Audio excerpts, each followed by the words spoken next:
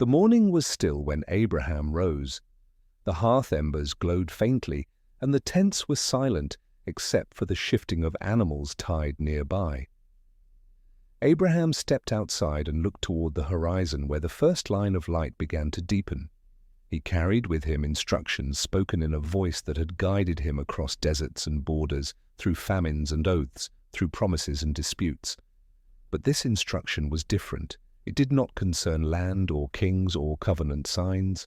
It concerned his son, the one he had waited for, the one through whom every previous promise had been tied. Abraham gathered the wood himself, moving with slow, deliberate steps. His servants watched him. They did not know why he was preparing for a journey. Isaac, not yet aware of the weight of the command, stirred inside the tent. The narrative presents the moment quietly. A father called to walk 3 days to a place he had never seen, carrying both the wood and the burden of understanding. The account known as the Binding of Isaac stands among the most debated passages in ancient scripture. Scholars have examined it for centuries, seeking to understand why Abraham received such a command and how the narrative's structure shapes its meaning. Later, Jewish and Christian traditions treated the event as a defining test of faith. Ancient interpreters read it as a turning point in the covenant story, but the original narrative is sparse in detail. It offers few explanations. Instead, it gives actions, pauses, questions, and a final intervention. To understand why Abraham was asked to sacrifice his son, one must explore the cultural background of ancient sacrifice, the covenant promises previously given, and the way later generations understood the meaning of obedience in this moment. In the world Abraham inhabited, sacrifice was a common language. Across the ancient Near East, offerings were central to expressions of loyalty, thanksgiving, and petition. Animal sacrifice formed the core of these rituals. Livestock represented wealth, labor, and stability. To offer an animal was to surrender something of value. In extreme cases, certain cultures included traditions of human sacrifice, often associated with crisis, war, or foundation rites.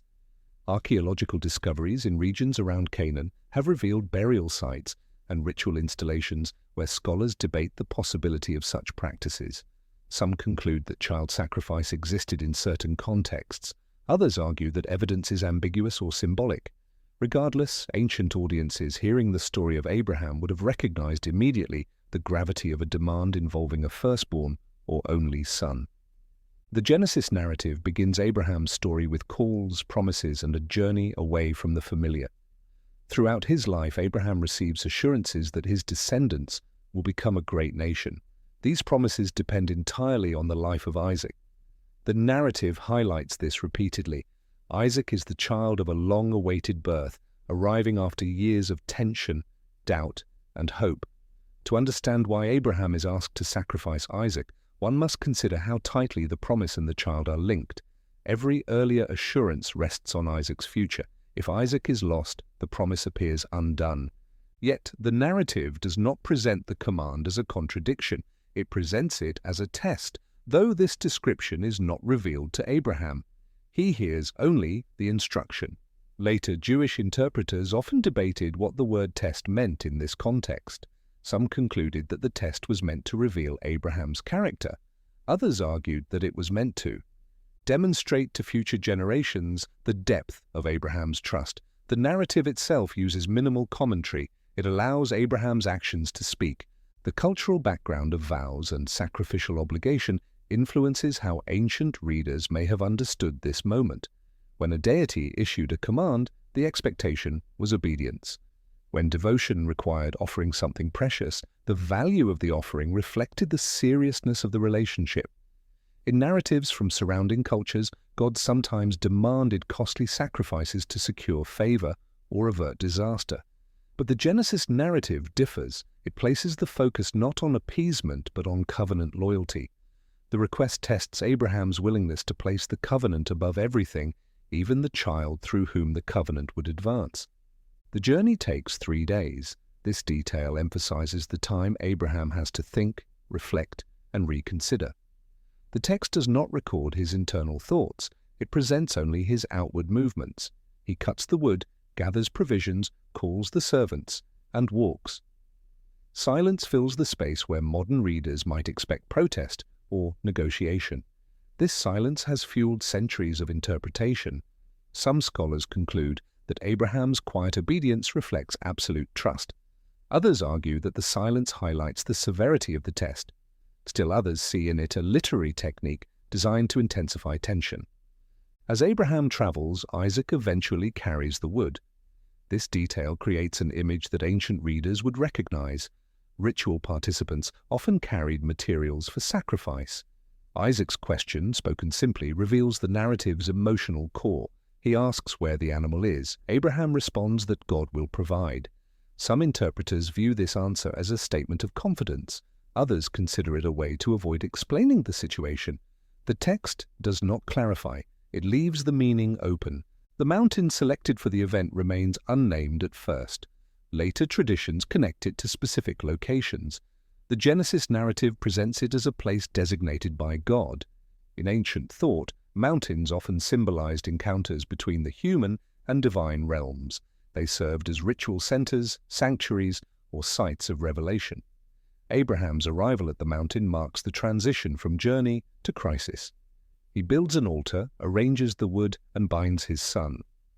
The act of binding appears only briefly in the text, yet it shapes the name by which the story is known in many traditions. When Abraham reaches out to take the knife, the narrative pauses. A voice intervenes, stopping the act. The timing emphasizes the extremity of Abraham's obedience. The moment is framed as the precise point at which intention becomes action. Ancient readers accustomed to sacrificial rituals would understand how close the act came to completion.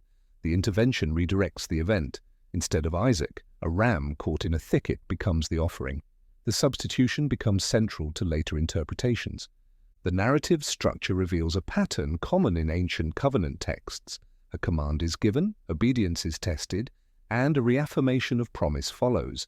After Abraham demonstrates willingness to surrender what is most precious, the covenantal promises are restated with greater emphasis.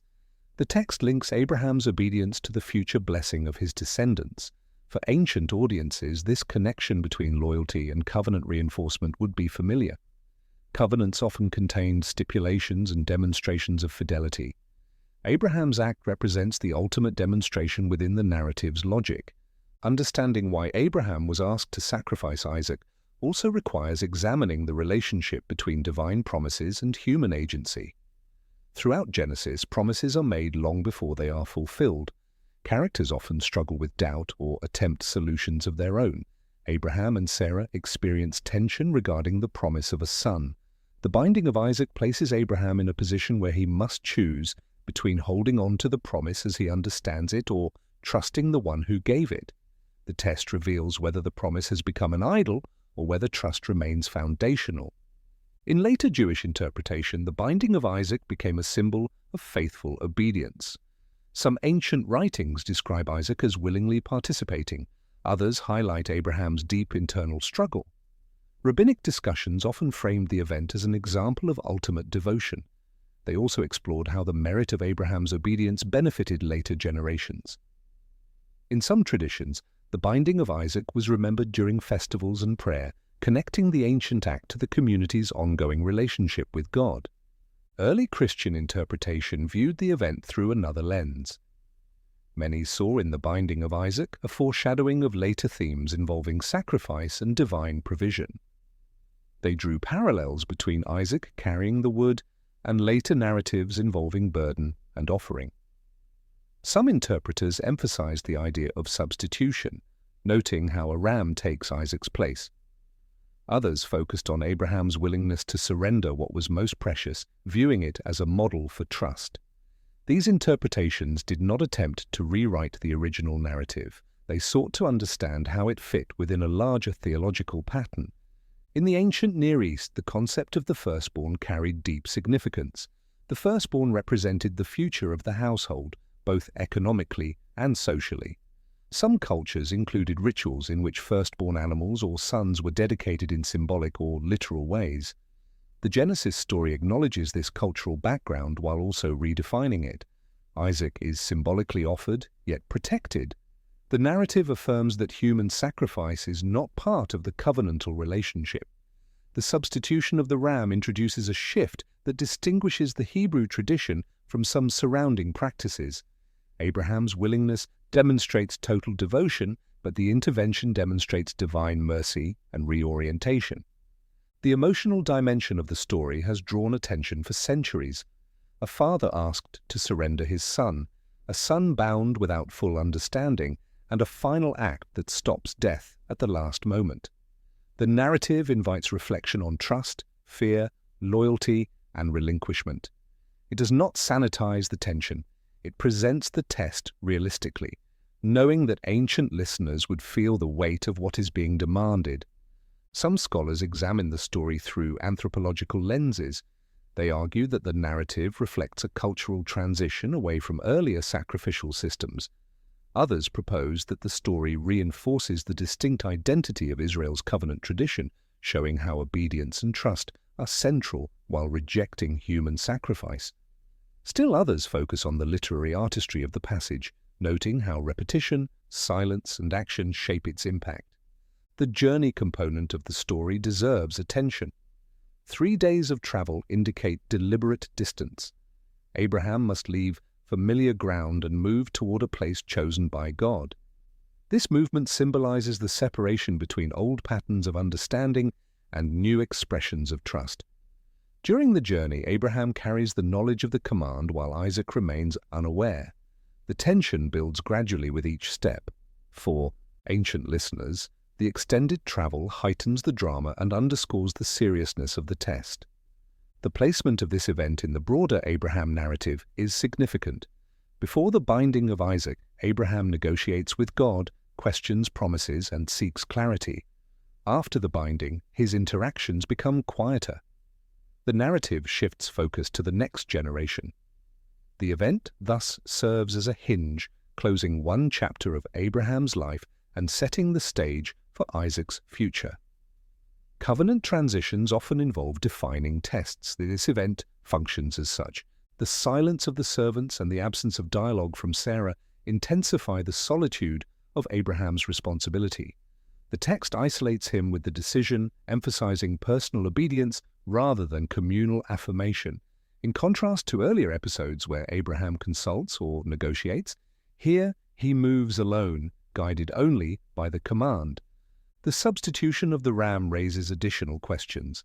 Some ancient interpreters believed the ram was prepared from the beginning. Others viewed its appearance as miraculous.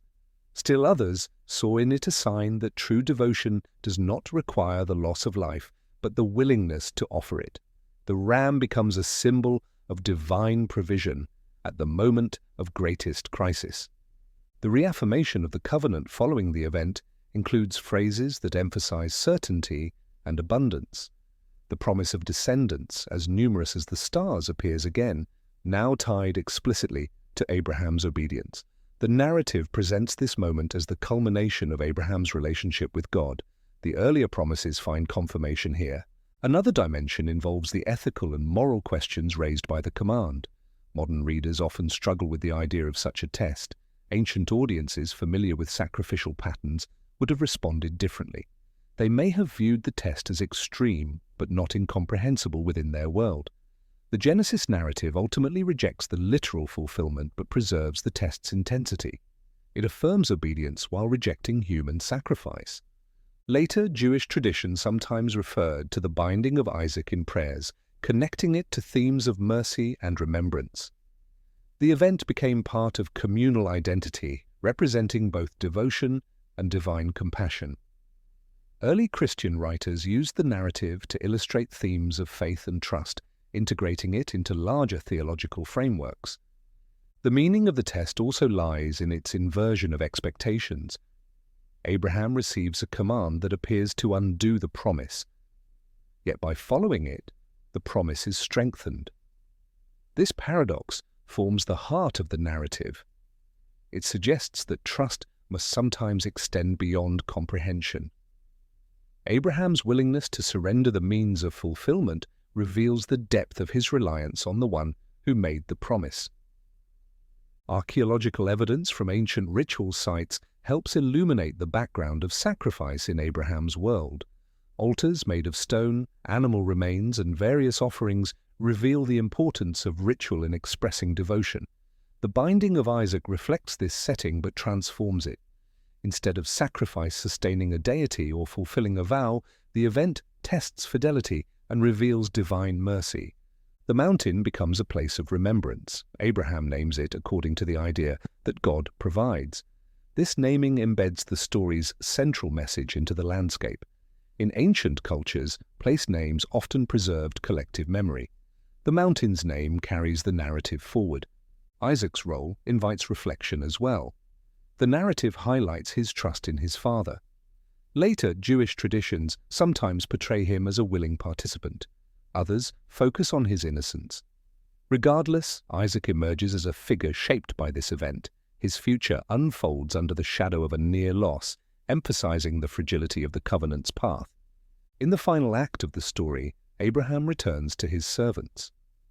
Isaac's presence at this point is implied but not narrated. The text's restraint reminds readers that not all details are provided. Ancient narratives often omit elements considered self-evident. The focus remains on the act and its meaning rather than on logistical closure. Later generations returned to this story for guidance during times of crisis. They found in Abraham's test an expression of loyalty under pressure. They found in Isaac's near offering a model of devotion. They found in the intervention a message of mercy.